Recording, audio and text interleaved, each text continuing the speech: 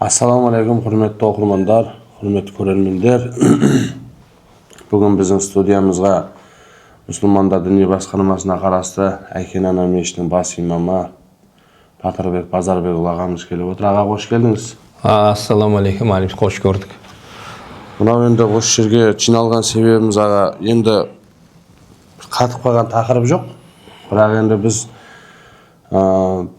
Құрбан айттың қарсаңында жиналып отқаннан кейін осында көрермендерге, өскелең ұрпаққа бір Құрбан айт жайлы, жалпы қоғамда болып жатқан түрлі тақырыптар жайлы бір еркін отырыста өзіңізбен бір сыр сұхбат құрсақ деген ниетпен басымыз қосылып отыр.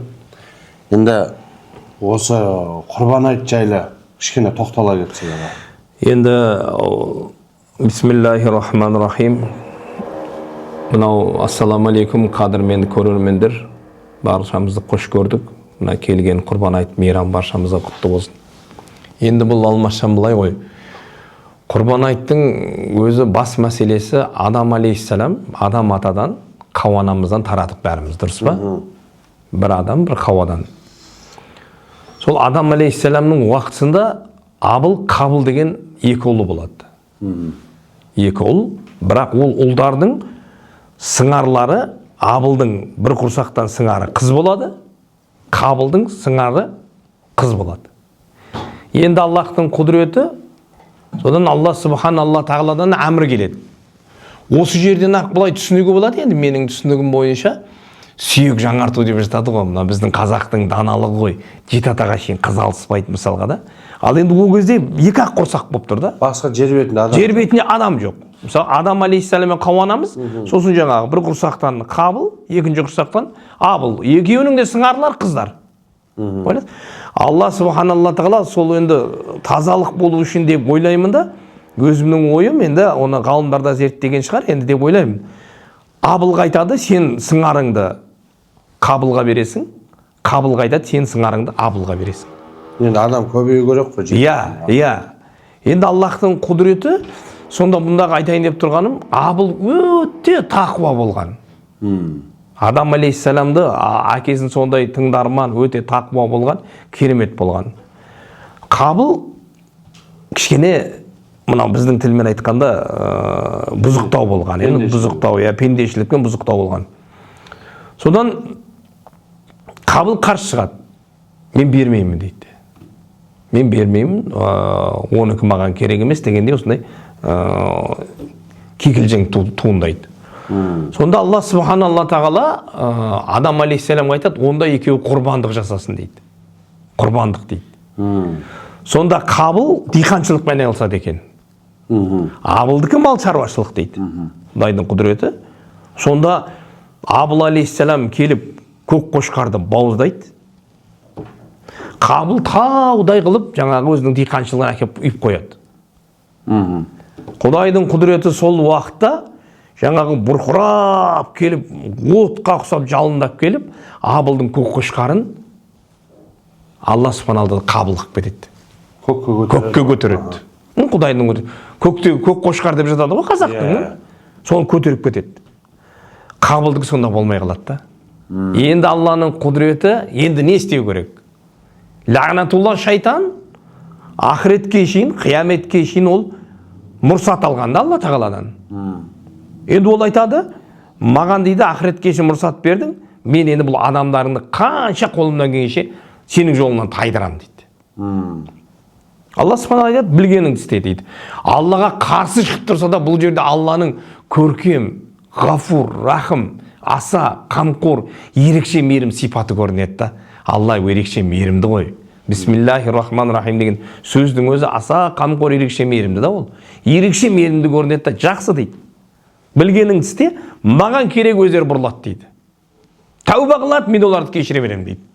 Күнә істеп қойып, тәуба қылады, мен кешіре беремін. Саған еріп қойдым деп дұға қылса, мен кешіре беремін дейді да.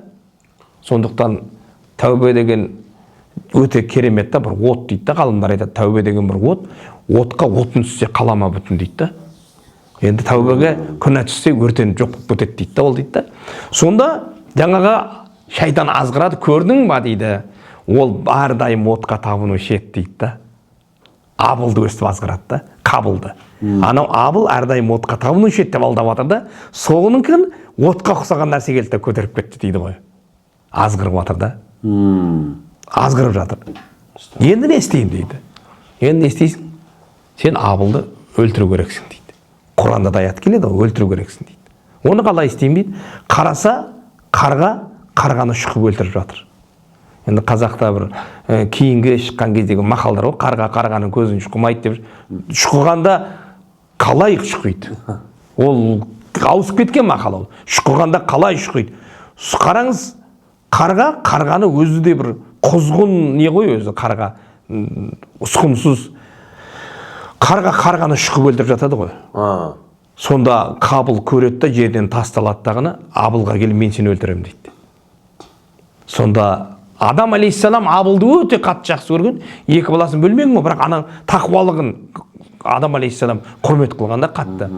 Сонда Құрандағы аят келеді, мен сені өлтіріп күнәға батқанша сенің өлтіргенің абзал шығар дейді да. Құранда енді өстіп келетіндей аяттар бар, онда не қылсам болады. Содан бұл көреді дағаны, тасталады дағаны, қарға шұқып жатыр ғой, шұқып екіншісін өлтіреді, бұл Абылды қашап өлтіреді. Сөйтіп енді не істеп қойғанына есін жинайды да, Адам алейхиссалам келсе қатты бұны сөгетінін біледі, ұрсатынын біледі, әкесі ғой енді қашып дегенмен. Не істеймін енді, бұдан қалай құтыламын десе, Қабыл қарғаны көмеді да, көміп жатыр екен қасып. Бұл да жерді қазады да сөйтіп көмеді. Содан бастап адамның өлімі басталады, адамды көму басталады. Содан бастап. Сондықтан сол пайғамбарлар қиссасын деген кітаптан осыны оқыған едім. Сонда келеді, енді Аллахтың құдіреті ғой. Сонда Абылдың қошқары осылай қабыл болып кеткен екен да, Құдайдың құдіреті да. Қараңыз да, міне сондықтан көктен түскен көк қошқар деген осы қазақтың да бір қаяқтан алып алды бұл тарихты? Сол тарихтан алып отыр. Дұрыс ұстаз, енді осы көктен түсетін сәтіне бір тоқталып кетсеңіз. Енді көктен түсетін сәті, енді кейбіреулер айтады бұны, кейбіреулер Ибрахим алейхиссалам, Халил, Алланың досы, Халилулла дейді ғой, түс көре береді. Сонда Исмаил баласын құрбандыққа шалатын түсті көреді да. Қайта түс көреді, қайта түс көреді. Бұл не болып кетті?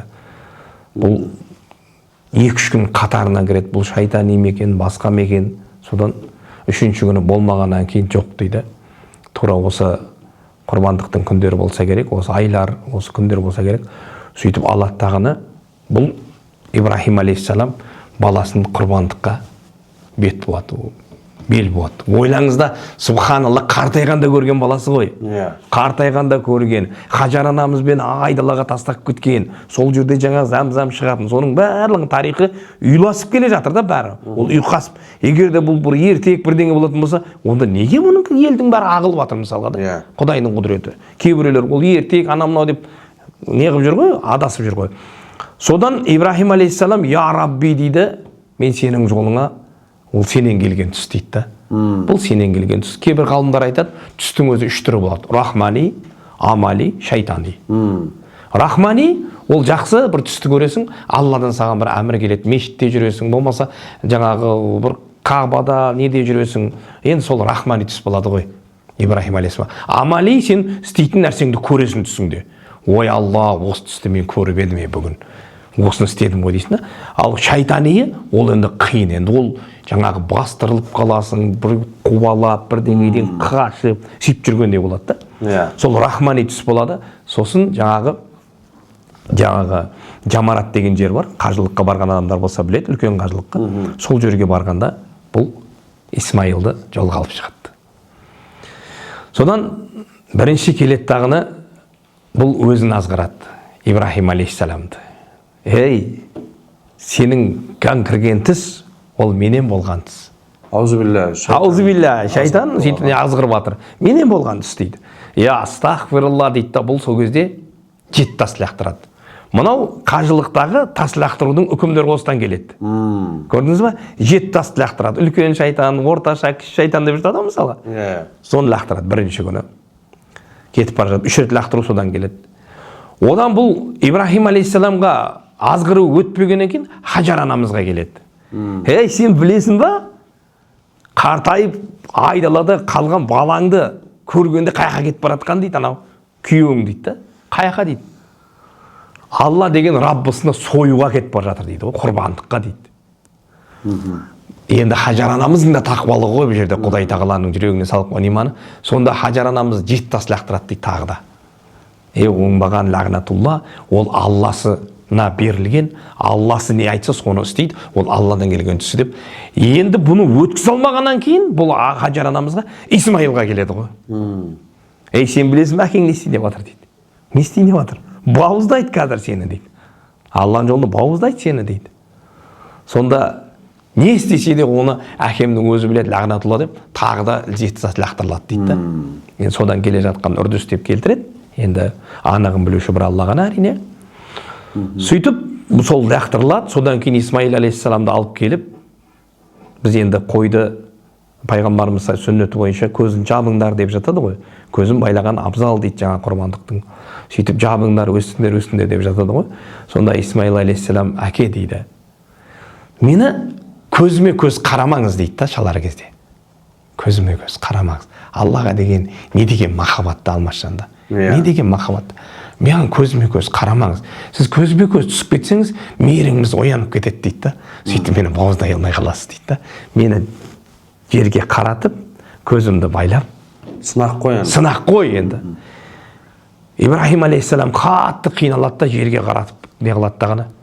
Бисмилля, Аллаху акбар деп тартып жібергенде пышақ өтпейді. Бұл не болды екен? Теріс байлады ма десе жоқ. Бисмилля, Аллаху акбар тартып өтсе өтпейді ғой жаңағы. Сөйтіп тасты бір ұрса тас екіге жарылып кетеді. Өткірлігі соншалықты да. Бисмилля, Аллаху үшінші тартқанда келмейді ғой. Сонда Алла субханалла тағала бұл сені сынамақ, маған деген махаббатың қандай екенін білгім келді деп, Алла субханалла көктен қошқарды түсіреді дейді. Көктен көк қошқар түседі деп жатқаны сол. Ал енді бұл көк қошқар ма, енді түсін бір Алла ғана білуші, әрине қазақ енді көк қошқар деп кеткен. Бірақ көп ғалымдар дерек көздері бойынша сол Адам алейхиссаламның ұлы Абылдың қабыл болған қошқары деп болжайды. Болжайды, көрдіңіз бе? Содан міне, сомен сол құрбаны содан басталып, құрбандық бізге не болады? Уәжіп болады. Құранда пайғамбарымыз саллаллаху алейхи вассаламды қатты аптарсың сені, аптарсың сені деп дейді. Аптар деген сөз ауыр сөз. Абдар деген сөз ауыр сөз. Бұл абдар деген ұрпақсызсың деген мағынаны береді. Ойлаңызшы, ауыр сөз да бұл. Ұрпақсызсың. Пайғамбарымыз саллаллаху алейхи вассаламға тисе береді, кәпірлер тисе береді, сен ұрпақсызсың, сенің ұрпағың жоқ. Арабтарда білесіз ғой, қызды санамаған ғой, адамға санамаған ғой. Құдай сақтасын. Сонда пайғамбарымыз қатты ашынып, Алласымен отырған кезде Алла субханалла осы Каусар сүресін жібереді. Каусар сүресін жібереді. Каусар сүресі келеді. Инна атойна кәл каусар. Мұхаммад, саған жәннаттағы каусарды бердік дейді. Ойлаңыз, каусар бұлағы. Бұл дүние әлемде ондай бұлақ жоқ. Зәмзәм жер бетінде болса, жәннатта каусар. Фасалли ли роббика ванхар.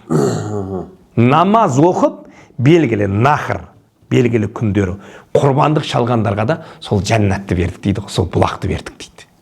Ойлаңыз, енді сіздің құрбандығыңыз неге себепші болып тұр? Жәннатта пайғамбарымыз саллаллаху алейхи вассалам хауызынан, каусардан су ішуге себепші болып тұр да. Намазыңыз және құрбандығыңыз. Фасалли ли роббика ванхар.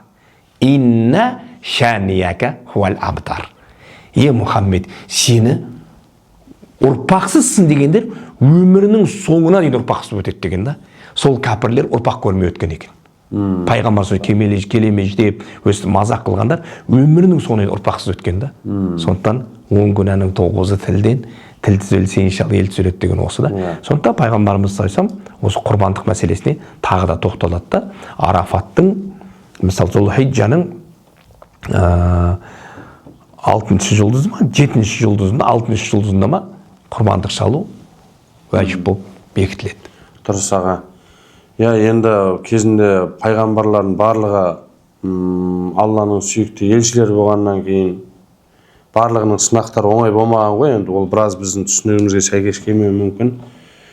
Енді аға сұрайын дегенім, біз қай күннен бастап қай күнге дейін құрбандық шалуымыз керек, құрбандық шалынғаны дұрыс, яғни шариғаттың берілген уақыты, сол жайлы бір тоқталып кетсек. Енді Абу Ханифа мазхабы бойынша деп келтіреді дерек көздерде. Енді кейбір мазхабтарда 4 күнге шейін жалғасады екен. 4 күн болғанда, мысалы, мәселен бізде 6 маусымда кіріп тұр ғой биыл. 6 маусым, міне 6 маусымда кірді. 6-сы құрбан айт намазы оқылады. Содан кейін басталады. Бітті, басталады. Үлкен қажылықта жүргендер шашын алады сол уақытта және құрбандығын шалады. Содан басталады. Міне. Сол енді сол айт намазы оқып болғаннан кейін барасы да қойыңызды алып құрбандығын шала бересіз. Әлхамдулилля. Бисмилля Аллаху акбар деп. Енді оның бір бөлігін тарату дейді, бір бөлігін өзің үйде қасып жеу, бір бөлігін үйге алып қалу дейді. Енді оның барлығы мейірімділік, қайырымдылық жолына кетеді тағы да. Сосын құрбандықтың керек десеңіз терісінің өзін лақтыруға болмайды да. Оның өзін мысалы қазір тері құнсыз болып қалды ғой. Соны алып қалу керек та. Сол күндер 6-сы, 7-сі, 8-і. Күні 8-і күнге дейін. Кейбір мазхаб иелері, мектеп ұстаздары 9-ы күні асыр намазынан кейінге шейін деп айтады да. 9 күн, мысалға 4 күн асыр намазы өткеннен кейін соған дейін болады деген деректерді келтіреді. Бірақ бізде осы 3 күнге тоқталады. 6-сы, 7-сі, 8-і шалып үлгеруіміз керек сол уақытта. Сондықтан құрбандыққа 3 күн уақыт беріледі. Біз енді қазақ жарықтық кең халықпыз ғой. Әрдайым дастарханы ашық болған. Рамазан айтында 3 күн тойлаймыз ғой біз. Негізі Рамазан айты 1 күн. Негізі Рамазан айты 1 күн. Өзі шариғи үкім бойынша. Бірақ біз 3 күн тойлаймыз да. Оны тойлағанда тұрған ештеме жоқ. Бірақ құрбан айт 3 күнге созылатын себебі адам біреулер сапарда болады. Болмаса малын алып үлгере алмайды. Басқа қылады деген сияқты. Бұл Алла субханала тағала ұлы ғой, кеңшілік иесі ғой. Сол пендесін қинамайды. Ла юкаллифуллаху нафсан илля усаха дейді. Құранда мен сендер көтере алмайтын нәрсені жүктемеймін дейді. Сондықтан қазір енді адамдардың жалпы уайымы ойбай қымбаттап кетті дейді. Биыл ірі қара 7 адам қосылып сойылып жатқандар қымбаттап кетті ғой. Қалай қымбаттаса 10 мыңға қымбаттады. Жылдағы алып жатқаны 15 мыңға қымбаттаған шығар. Ал енді бір той болатын болса 4 қойды аласың да шалып жібересің ғой. Дұрыс па? Ойбай анау өлтірсін, мынау құдаға, мынау ауылдан келген ақсақалдарға сойып жатсың ғой. Бұл дүниелік іс та, бұл дүниелік. Бұл дүние және ақыреттігісің ғой сенің. Ойлашы. Неге біз лағнатулла шайтан осы керек ақыретіңнің азығы болғанға қарсы шығады ғой. Ал енді сіз қараңыз, пайғамбар саллаллаху не дейді құрбандықтың сауабына? Осы жерде тоқтала кетейік. Бисмилля Аллаху акбар деп бауыздаса дейді. Қаны жерге түскенше, сенен соны күнәға ағып кетеді дейді. Және бір дерек көздерде келтіреді, бойында қанша қыл, тал, шаш болса, сонша күнәң өшіп кетеді дейді. Ойлаңыз. Кейбір деректерде сираттан өтетін көлігің болады дейді. Сирақ қыл көпір. Бір жағы қайнаған от, бір жағы қайнаған су, содан найзағайда алып өтеді сенің. Мынау нең дейді. Ал енді ірі қара адам басына 7 адамға сойылады, ірі қара. Бірақ оның жасы 2-ге толық керек екен. Ірі қара. 2-ге толық керек. Қараңыз. Түйенің де сондай жасы бар, енді кішкене ұмытып тұрмын түйені. Бірақ қой 2 адам басына біреу. Мысалға үлкен қажылыққа барған ағайындар білет, бір үйден әкесі мен анасын жібереді, екеуі де құрбандық шалады. Екеуі де шалады. Сондықтан дүние бар болып жатса, кәмелетке жеткен бала шағаны бәрін қосып, бір бұқаны, 2 жасарды, болмаса сиырды сойып берген абзалдау болады. Әрине енді қарызы бар адам сойса макрух деп жатыр. Макрух енді харам емес қой. Бір кесіп харам деген жоқ. Мен қарызымнан құтыламын, құрбандығымды шаламын дейтін болса, онда Алла субханалла тағала соя бер дейміз. Мен өзім айтар едім, соя бер, иншалла. Ол сылтау тауып бере береді. Өзіңіз ойлаңызшы, қазір қарыз жоқ адам айта аласыз ба? 90% адамда қарыз ғой қазір. 90%, дұрыс па? Қарыз жоқ деп кімді айта аламын мысалға? Біздің қоғамымыз Әлбетте ғой, әлбетте ғой. Несенің тағы да басқаның Міне дұрыс айтасыз. өршіп тұрған кезі ғой. Ал енді олардың бәрін құрбан шалмай-ақ қойса болды ғой, бітті ғой. Иә.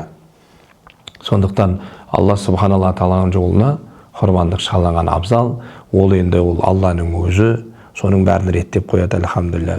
Міне кейбіреулер шығып жатыр ғой, ойбай, шалмаңдар, жануарды өлтірмеңдер, үйтпен. Жоқ, Алла субханалла тағала уалақат каррамна бани адама деді ғой. Мен бұл адамды құрметпен жаратқанмын деді. Енді осы адамға Алла тағала барлық нәрсені не қылып қойды? Харамнан басқаның бәрін иелігіне беріп қойды ғой. Ойлаңызшы, иелігімізге беріп қойды. Тауды да бұзып жатырмыз, суды да ағызып жатырмыз, анау малды да сойып жеп жатырмыз, құсты да атып жейміз, басқаны жеп, бәрін беріп қойды да. Бірақ Құранда салып қойған харам тыйымдар бар да. Адам адамға қол жүгіртпесін, біреудің хаққысын жемесін, сол нәрседен басқаның бәрін Алла тағала беріп қойды да. Ойлаңызшы, сондықтан Алла субхана Құранда келеді ғой. Негізі сендер шүкірсізсіңдер дейді. Адамға айтады да. Шүкірсізсіңдер дейді. Ол рас. Инсан негізі біз шүкірсізбіз. Хулуқан инсана доифан деп келеді ғой. Субханалла, адам баласы дейді, бұл әлсіз дейді. Әлсіз дейді. Біз ұмытып кетеміз ғой. Қаяқтан келіп жатқан, не қылып жатқан. Сондықтан Алланың жолына Ибрахимдай алейхиссалам құрбандыққа баласын қартайғанда көрген Исмайылды шалғалы отырғанда саған бір қой не тұрады? Бір қой не тұрады? Мысалға да бола береді деп. Дұрыс, халықтың жағдайы болған жағдайы жоқты мәжбүрлеп отқан жоқ қой сой деп. Бірақ ол сойылғандар қаяққа кетеді? Сол кемтарларға кетеді. Жоқ жітікке кетеді барлығы.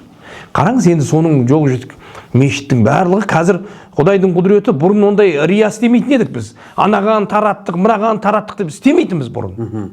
Құдайдың құдіреті. Мына заманның, адамның пейілі өзгерген сайын, ойбай, аналар жеп қойды, ішіп қойды деген әңгіме кетті ғой қазір, Құдай сақтасын да.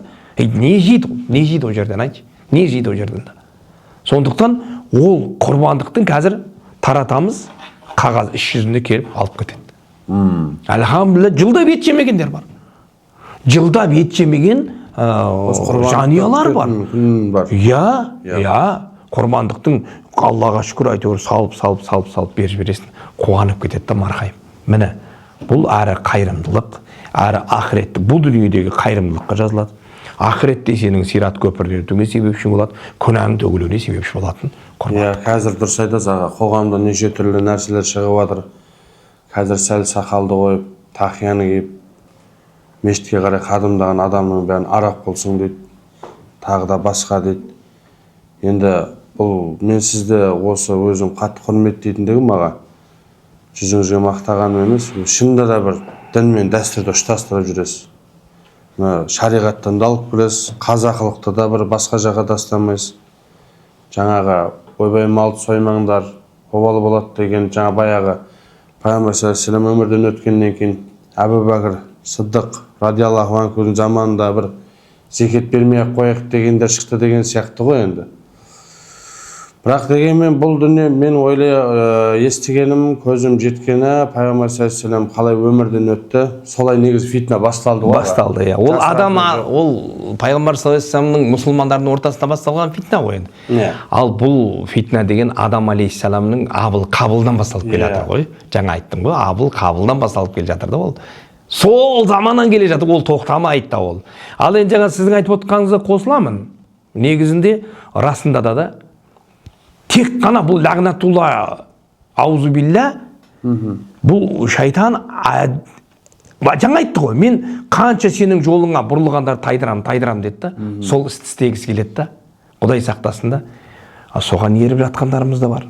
Неге десеңіз, неге сен анау Испанияда ғана матадорлардың, бұқаларды жазықсыз өлтіріп жатқанын көрмейсің, арамдап. Дұрыс па? Мазақ қылып, ананы тығып, мынаны тығып. Бұның қасында ол сенің еті пайда, ақыреттік. Неге сен соны көрмейсің? Неге сен соны көрмейсің? Басқа да бір мемлекетте жаңа тауықты езіп өлтіріп, басқа қылып, сондай дәстүрлер бар. Неге сен соны көрмейсің? Неге сен соны көрмейсің? Қазақ бұл шариғат қайнап атқан бұлақ. Салт дәстүр айналасында құрақ деген қазақ қой бұл. дәстүрі мен өзінің дінін сақтап қалған қазақ. Ешқандай араб құлы емес. Алланың құлы бұл қазақ. Иә. Енді сіз ойлаңыз, Атымтай Жомарт дейді, Атымтай Жомарт. Атымтай деген өте жомарт болған бір сахабаның аты екен. Ал ойлаңыз. Ал араб құл дейтін болса, онда Атымтайлардың барына өздерінің аты Атымтай ғой соның. Абу Бәкірді қазақ айта алмаған, Абу Бәкір деп кеткен. Ал онда араб құл шығар, онда Абу Бәкірлердің бәрі. Иә. Садуақас. Садуақастың аты Сағыт ибн Абу Уаққас. Жәннати сахабаның атын қазақ тілін келтіремағаннан кейін, және мынау қызыл коммунист кезінде ойбай сен дін апиды Садуақас деп қойып кетті. Онда оларды араб қыл шығар. Иә, пайғамбар саллаллаху Махамбет деді. Махамбет деді. Міне қараңыз. Ал халқы Магомед деп жүр, сол сияқты ғой. Исатайдың аты Исадан келіп тұр. Иса пайғамбардан қойып тұр. Махамбеттің аты Мұхаммедтен қойып тұр. Ал енді оның, онда солардың бәрі құл шығар, онда араб құл шығар. Жоқ. Бұл қателесеміз. Араб емес, Алланың құлымыз біз. Арабтың құлы болып не істеп жатырмыз? Бір Алланың құлымыз, әлхамдулилля. Енді осы жерде сөзімді жалғастыра кетейін, жаңа дәстүр дедік қой. Шек деген нәрсе бар. Шек деген нәрсе. Құрбан айттан бір күн бұрын шалып қояды. Қайтқан адамға осындай әкем қайтып еді, басқа қылып еді. Қанша адам маған звондады, телефон шалып, қоңырау шалып, келіп дұға қылып кетесіз ба? Құрбан айттан бір күн бұрын шек салсам деп едім дейді. Енді мына Ершат Оңғаров уақытысында наиб муфти болды. Қазіргі таңда Нұр Мүбарак университетінің проректор болып отыр. Сол өте керемет бір әлеуметтік жүйеге мақала жазды. Керемет қылып. Шек деген мәселе қаяқтан туындады бұл? Қайдан туындады да? Шек мәселесінің туындағаны уақытысында сен діннің мәселесін көтерсең, партиядан шығаратын, қамайтын, дұрыс па? Дінді апиын дейтін, дұрыс па? Сол кезде байқұс қазақ осы дінімден безіп кетпейін деп, құрбан айттан бір күн бұрын құрбандық шалып қояды екен. Бірақ бұл құрбандығы өзінің. Тура құрбан күні шалатын болса, сен құрбан айт, сен тойлап атсың құрбан айтты. Мұнаны соттау керек, басқа қылам дейді ғой. Ал бір күн бұрын Аллахым, иннамал амалу биният дейді ғой пайғамбарымыз айтып. Адамның ниеті амалға сай келеді деді. Амалына ол ниет қылады екен. Аллахым, мәжбүри бүгін сойып жатырмын. Ертеңгі құрбандығым деп қабыл алшы осыны Аллахым деп шалып қояды екен да. Құдайдың құдіреті қараңызшы. Сондай күндер. Ал қазіргі таңда ол шектің керек жоқ деп шығарды. Неге? Себебі ол сол уақыттағы құрбандық саналған екен да. Одан да тура құрбандық күні өткен әкеңнің атынан құрбандық шалды. Соның сауабы молдау. Өткен әкең, анаң, бауырың болса құрбандық шал соның атынан. Бәдәл деген. Бәдәл деген осы. Қараңыз да, мысалға оның атынан қажылық өтеуге болады. Бұл енді қайдан туындайды? Дерек көздерде Хазірет Али бір күні 2 қойды алады, сонда біреуін алып, екіншісін жәрдем беріп жіберші деп жаңа иығына салмақшы бола ма? Сонда әлгі кеп көмектесіп тұрғанда Али радиаллаху анху, Алла разы болсын, кеп сұрайды ғой. Несің бір екеуін алып атсың, өзің біреусің ғой дейді ғой. Сонда біреу өзім үшін дейді. Екіншісі Расулаллах саллаллаху алейхи ва саллям Мұхаммад Мұстафа тірі күнінде айтып еді. Али ертең мен өмірден өткеннен кейін де мен үшін шалғыш деп еді. Мынау сол пайғамбар саллаллаху алейхи ва саллям үшін деп айтады. Қараңыз, бәдәл деген осыдан қалады. Сондықтан ата-анаңыз үшін бәдәл. Қажылыққа барған өмір өтейсіз ғой, бәдәл, дұрыс па? Иә. Соны жоққа шығарып жатыр, Алла сақтасын. Көбейіп кетті қазір. Мына жағынан мынау араб құл дейтін болса, мына жақтағылар ойбай бидағат дейтіндер шықты, Алла сақтасын. Көрінген нәрсені бидағат. Ана Айша анамыздың басына барып байғұс өмірінде бірінші барып тұрды, қажылыққа қайтып барам ба, бармайым ба, Құдай біледі да ол. Қазақ байғұс. Сондай ғой, әкем өтіп кетті, анам өтіп кетті. Бір бәдәл жасайшы дейді да ол байғұс. Өзіне жасап болғаннан кейін Айша анамыздың миқатына барып бір бәдәл жасайшы деп. Мысалы өзіңіз де, дұрыс па? Жасадым деп отырсыз да. Соны жоққа шығарып жатқандар бар да, мен айтамын, айналайын-ау, тыныштық берші сен халыққа. Тыныштық берші. Оның ниетінде нең бар сенің? Ойлаңызшы.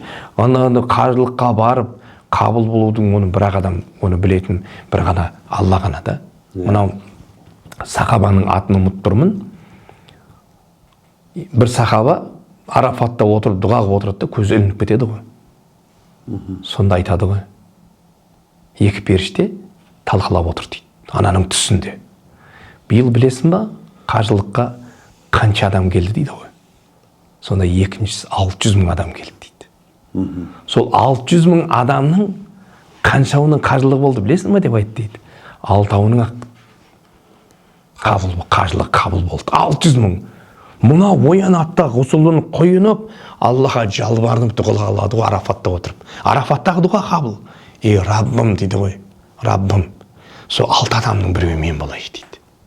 Әлгі сахабада сол 6-аудың біреуі мен болайшы Раббым дейді. Сен осы менің қажылығым, сол 6-аудың біреуі болайшы мен дейді. Сөйтіп кетеді, сөйтіп Мұздалифаға барады. Мұздалифада ұйықтайсың ғой енді. Арафаттан кейін Мұздалифаға жазыққа барып жатасың. Сол ұйықтап кетіп түс жалғасады ғой. Жаңағы екі періште айтады, биыл қанша адам келді білесің ба дейді. 600 мың. Соның қаншауының дұғасы қабыл? 6-ауына қажылық қабыл болды дейді. Бірақ білесің ба дейді, сол 6-ауының құрметіне дейді, Алла тағала дейді, солардың 6-ауының құрметіне дейді, аса қамқор ерекше мейірімді Алла 600 мыңның бәрін дұғасын қабыл қылып жіберді дейді. Қажылығын қабыл қылып жіберді дейді. Сондықтан қажеке деп қоямыз ғой, қажы сен болдың ба, болмадың ба, Алла біледі да. Сондықтан ол жаққа барғанда анау болмайды, мынау болмайды деп тыйым сала беруге болмайды. Өзінің шарттары бар айтатын, шашыңды алып қойма, ихрамды басыңа жауып қойма, сондай шарттарын айтса болады. Ал енді келіп алып анау болмайды, мынау болмайды деп сыға беруге болмайды. Өзі Құранда харам деген нәрсе санаулақ нәрсе. Алмашында санаулақ нәрсе. Біздікілер оны әкеп көбейте береді, ол харамды. Үйтсең харам, бүйтсең харам, анау харам. Айнал тоқтасайсың. Қорқыта береміз. Қорқыта беруге болмайды. Жаңағы айтайын деген қазір қоғамда неше түрлі әңгіме.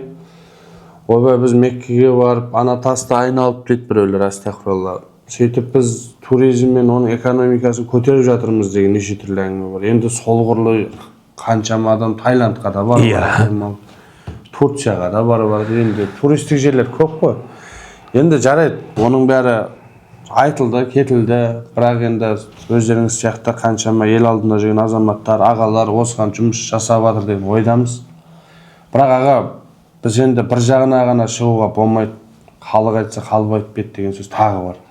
Енді кейбір дін саласында жүрген ағаларымыздың да кінәсі бар шығар. Бірақ енді мен жаныма жет, мен өзімнің ғана ойыммен қарасам жүрегім ауырады. Енді жаңағы өзіңіз айтпақшы, құрбандыққа салынған малды қайға беретінді есепке тапсыратын күнге келді.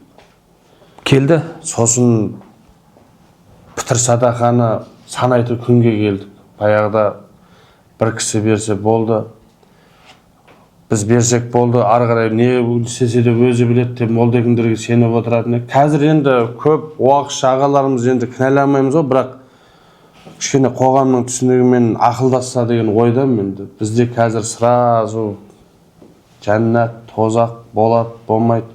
Дәреттің ішкі сыртқы парыздарын, ғұсылда дәреттен бұрын, намаздан бұрын ғұсылдың парыз екендігін айтпаймыз да аға. Біз мешіттерде көп боламыз, жаңағы жұмаларда да мысалы осы тақырып қозғалмайды. Енді сіздер дін өкілі, дін саласында жүрген сіздер барсыздар, оқып келген қаншама кісілер бар. Ол кісілер ойланғандай қарапайым халық біз ойланамаймыз ғой аға. Сол жайлы бір жолға қоюға бола ма мысалы? Иә, енді өзгертуге деген сияқты. Қазір Алла разы болсын, Қазақстан мұсылмандар діни басқармасы, оның басында муфти хазірет барлығы, мысалға бұның барлығы өз ретімен келеді ғой. Мұсылман болу әстін дейді ғой. Кәпір болу бір пәстін дейді. Осының бәрін қолға алып жатыр. Мысалға Ратбек хазіреттің еңбегі, муфти болып тұрғанда Ратбек хазіреттің еңбегі, бұл Қазақстан мұсылмандар діни басқармасын бөліп алды. Жеке. Орта Азия діни басқармасынан бөліп алды да, қазір 35 жыл болды. Егемендік алмай тұрып 1 жыл бұрын бөліп алды. Бұл кісінің еңбегі. Абсаттар Дербісалы хазіретіміздің еңбегі, Алла разы болсын, бұл жаңағы имамдардың түгел төл құжатын және бір ақ шапан оюымен келтіріп қойды да. Қандай қылып, тап-таза қылып, қазір анау форумға неге барғанда көресіз, кәдімгідей керемет болып тұрады. Бұл кісінің еңбегі осы болды. Одан кейін Ержан қажы Малғажы хазірет болып келгенде, бұл кісіге Алла разы болсын, бұл ғұламалар кеңесін жинақтады. Бұрынғы ғұламалар кеңесінде, Алла сақтасын, дін исламға дым қатысы жоқ адамдар отыратын еді. Қазір Құдайға шүкір барлығы дінді бітіріп келген білікті доктор, магистрлар отыр. Пәтуа шығып, қаншама мыңдаған пәтуа шықты. Дін мен дәстүр деген кітап шықты, пәтуалар шығып жатыр. Өзекті мәселе. Жаңа сіздің айтып отқан мәселелердің көбісі соның ішінде шығып жатыр. Біз ізденбейміз. Біз ізденшек қансама колл-центрлар ашылды мысалға. Қай уақытта керек болса пәтуа центрға жазасыз. Біз ізденбейміз. Сол ізденбейміз да жоқ дей береміз. Кейіннен сол адамдар айыптымын, кешіріп қойыңызшы молдаке дейді да. Кешіріп қойыңызшы деп осындай сұрақтарды қойған уақытта көтереміз. Мысалға пәтуа KZ-ге жазыңыз діни басқармаға. 2 күн 3 күннен кейін сұрағыңызға жауап келеді. Иә. Сол күні болмаса да. Иә, болады болмайтыны. Енді қазір өзімде отырмын, мысалы білім иелері деген бар. Сол жерде жаңағы пәтуаны сұрап отырамыз. Сол жерде пәтуа несінің меңгерушісі Елбек бауырымыз отыр. Мықты оқып келген. Мысалға Еран қажы Малғажы осыны жасап кетті. Серікбай қажы Ораз Хазіретіміз ол дін мен дәстүрге көптеу көңіл бөл не қылды. Ал енді соның қазір мына Наурызбай қажы Хазіретіміз осы ашықтықты жасап жатыр. Алла разы болсын, ашықтықты. Мысалға көрсетіңдер деп жатыр. Халық көрсін. Кейбір ауылдар бар, жылдап имам айлық алмайды. Жылдап.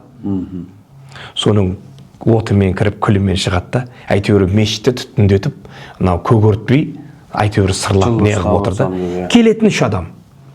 Келетін 5 адам. Солардың барлығына айлық тағайындатты Хазіретіміз.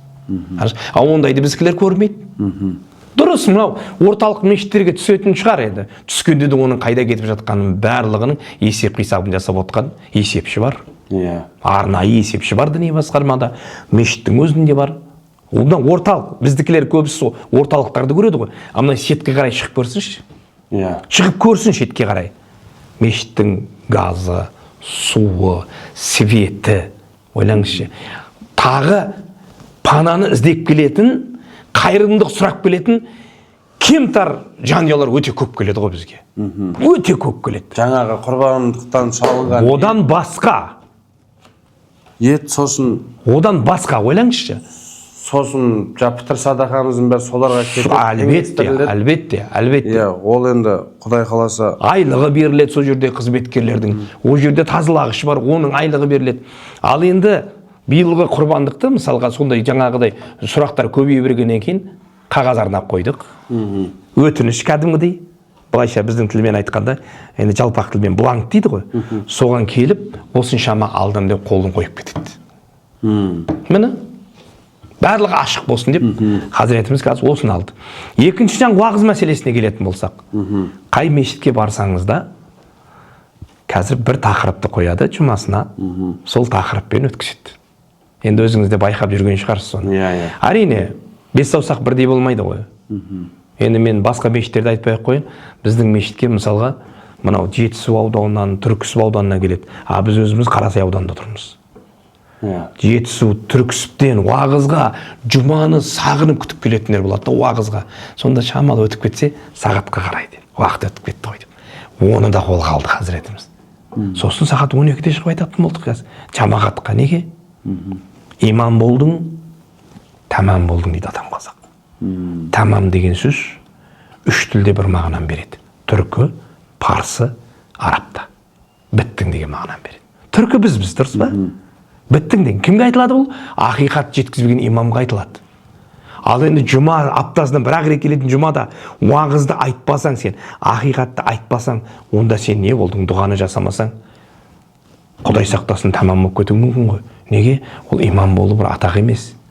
Имам болу бір кресло емес ол, мансап емес. Оның сұрағы ауырлау болады. Ауырлау болады. Сондықтан қазіргі таңда Алла разы болсын, 5 жылда бір рет аттестация өтеміз. Бұрынғыдай керағар тарт недегілер жаңағы ағымда жүрген көбісі кіріп кеткен болса, олардың бәрі тазаланды қазір. Барлығын есеп қисаппен жасалып отырды, барлығы. Сондықтан енді біз білмейтін нәрсе көп алмастан, сіз оны үңіліп, өзіңіз бір ішіне кіріп көрсеңіз, сонда көресіз да, былайша айтқанда. Көзіңіз жетеді, көзіңіз жетеді. Бірақ анау алып қашпа әңгімеге, мынау алып қашпа әңгімелерге сене беруге болмайды. Бірақ әрине, жоқ емес бар, өзіңіз айтқандай. Әр салада бір несі болады ғой, бір құмалақ болады ғой, дұрыс па? Ол жалғыз имамдарда емес та. Жалғыз, бірақ имамдарда дін саласында тезірек көрініп қалады. Неге десеңіз, бірде бір Сансызбай ұстазымыз айтып беріп еді, мынау мына бір отар қой келе жатады дейді да. Аха. Соның ішінде бір қой қисайып құласа көзге көрінбейді дейді. Екінші қой келіп құласа көрінбейді дейді. Үшінші қой құласа көрінбейді. Ол рас көрінбейді ғой. Ал енді сол бір отар қойдың ішінде түйе келе жатыр дейді да, балпаң етіп. Сол құласа гөм шаң шығады да бірден көзге түседі ғой дейді да. Сол сияқты қоғамның ішіндегі түйесі осы дін қызметкерлері дейді да. Бірден көзге түсіп қалады дейді. Әйтпесем соның істеп жатқан бұзықтығын басқа салада да істеп жатыр ғой. Дұрыс па? Істеліп жатыр ғой ол да. Ол көрінбейді бірақ көзге. Бірақ мына көрініп. Неге? Себебі Алланың кәламын көтеріп жүрген адамды лағнатулла шайтан әшкере қылып қояды. Сондықтан байқау керек. Дұрыс айтасыз. Байқау керек. 7 рет өлшеп 1 рет кес дейді ғой. Байқамасаң қиын. Сондықтан әрине енді бұған қосыламыз. Қоғам болғаннан кейін неше түрлі нәрселер болады ғой. Бірақ сондайға жібермеуге тырысу керек. Әрине бұл уәжіңізде орынды. Бірақ енді соны қанша қолдан келгенше муфти Хазірет бастаған Наурызбай Қажы Тағанұлы және сол жердегі отырған білікті мамандар барлығы осының бәрін жеке неде ұстап отыр. Көзқараста барлығы. Әрине. Сол арнайы бір ғұсыл дәрет туралы тағы сол тақырыпта тағы бір жұмада бір уағыздар керек-ау деп өзім ойлаймын. Енді оны жоғары жаққа сіздер жеткізерсіздер деп ойлаймын. Енді аға менің айтайын дегенім Батырбек аға. Енді осы жерде ұмытпай айтып сөзіңізді бөліп жіберейін, кешіріңіз. Міне ғұсыл дәрет деп жатсыз ғой. Қараңыз, бізде қазіргі таңда осындай не шыққан? Жамағаттан сұраңдар дейді. Қай тақырыпта қозғау керек? Мысалға 30-40 адам осы тақырыпты керек дейтін болса, біз жібереміз ан жаққа. Көрдіңіз ба? Қазір сондай да жүйе қойылған. Осыдан бір 2-3 ай бұрын бізге тапсырма келді. Жамағатпен айына араласып, етене араласып сұраңдар деді. Не керек? Мысалға жұмада қандай тақырыпта көтеру керек? Қандай тақырып сіздерді мазалап жүр дейтін болса, сол тақырыпты мысалға 30-40 адам жиналып ғұсыл дәрет деді ма жаңа мысалға, соны аламыз да біз ан жаққа жібереміз. Бірденен жұманың бір тақырыбы тазалық мәселесіне келеді. Соның ішіне дәрет те кіреді, ғұсыл да кіреді, тазалық иманның жартысынан деп келеді. Мен соның бәрі кіреді. Ондай тақырыптар өтті. Білем жақ өтті. Бірақ бізде сіз ойлаңыз, көп адамдар жұмада уағызы тыңдауға келмейді. Тек қана анау намазға ғана келетіндер бар да. Көрдіңіз, ол біз өзімізден де ізденбейміз ғой. Біз келеміз де сол моментте мәселен сіз имам уағыз айтып жатқан кезде кейбіреулер келіп мешіттің сәлемін оқиды. Керек десеңіз оның өзін көрсетпей оқы. Неге? Себебі ал енді тақуалығың артып бара жатса, уағыз біткеннен кейін оқы намазды. Себебі Құранда тұр ғой. Имам мінберге шығып құтпа айтқанда, құтпа деген уағыз. Барлық іс тоқтатыңдар деген. Бітті. Керек десеңіз Құранның өзін жауып тастау керек. Құран оқып отқанда Құран жауып, имам тыңдау керек. Құрандағы әмір жаба тұру керек. Біз оған өзіміз мән бермейміз да. Ал келеміз де жаңағы мұны мысалға айтып отқан имамның уағызы. Әркімге әртүрлі дарын береді ғой Алла. Конечно. Дарын береді, біреуге әдебиетті береді, меңгеруді, біреуге жаңа мен дәстүрді береді, біреуге Құранды меңгеруді беріп қояды. Бәрін бір адамға беріп қойса, ол әулие ұшып кетеді. Ол Құдай сақтасын. Білесіз ғой. Енді аға біз жалпы қазақ халқы енді анау бастапқы тарихқа естіп жүрген нәрсемізге оралмай-ақ қояйық. Біздің қазақты ислам дінінен ажыратып алу мүмкін емес. Ислам мен қазақ бір болған ғой енді. Ата-бабамыздың бәрінің тақуалығын оқып, зерттеп, естіп отырсақ, Аллаға шүкір ғой енді. Қандай болған ата-бабаларымыз кешегі мына 70 жыл ғой енді біздің. Былайша айтқанда біраз жерде төбемізге жеткен. Енді аға мен бір нәрсені естіп, осы ана мазараттар болады ғой жаңағы жүріп бара жатқан, өтіп бара жатқанда көреміз мазараттарда үйлер тұрады ғой бір үйшіктер басында. Соны бір ағадан сұрадым, аға болсын. Не үшін деп? Күмбезденіп салынғандар мынау? Жоқ. Мазаратқа кірген кезде кәдімгі обычный ремияң сияқты үй тұрады. Оның ішіне енді ол жаңағы табытты сондай дүниелерді сұрадым да мен сөйтсем ана ағамның айтқаны маған ұнады да, шынымен ақылға қоным. Енді табытты, күрек кекпенді енді онша үлкен нәрсеге қоймаса да болады ғой, енді ол кішілеу жерге сиятын нәрсе. Бәрі 70 жылдың кезінде жаңағы сіз ашаршылық. Жоқ, құрбанды бір күн бұрын шалды деген кезде есіме түскен, айтқым келген осыған оралай кетейін. Жаназаны да шығара алмаған екен ғой сол кезде. Сол кезде көмігі алып барады, жуындырамыз деп ананың ішіне кіргізеді екен дағын, көбісін қайтарып жіберіп, 5-6 шалғы алып, ішінде осы ақсақалдарымыз, аталарымыз тұрып, жаназасын шығарып көмген екен да сол кезде. Жаназасыз кетпеуге де амал жасалғаннан қалған дүние екен. Бір жағы ол, екіншісі жолаушы түнейтін болған. Мысалы ғана ескі күмбездер бар ғой, ескі күмбездер. Соны бір ұстазымыздан сұрағанда айтып беріп еді, мынау Ақтау мен Ақтау жағында сондай лайдан істелінген күмбездер өте көп. Енді оны біздің бабаларымыз оны бір әшекей үшін салған жоқ. Ақыр заман таянғанда қабырстан қалаға айналады деген пайғамбарымыздың хадисі бар. Қазіргі қабырстандарды көрсең Алла сақтасын, не деген анау дворестер салып тастаған ғой, дұрыс па? Одан да оны бір жетім жесірге үй алып берсе, соның сауабы молдау да. Біз сөйтіп айтамыз. Жай ғана қоршап қой, болды, бітті. Ал енді оны істеген себебін мен білдім. Неге ата-бабаларымыз істеген ғой дейді да. Істеген себебі бірінші жолаушы қонады, екінші мәселе шекараны белгілеген екен. Күмбезбен ба? Шекараны.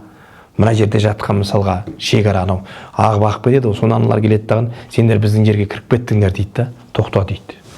Мынау күмбездің астында жатқан кім екен дейді да.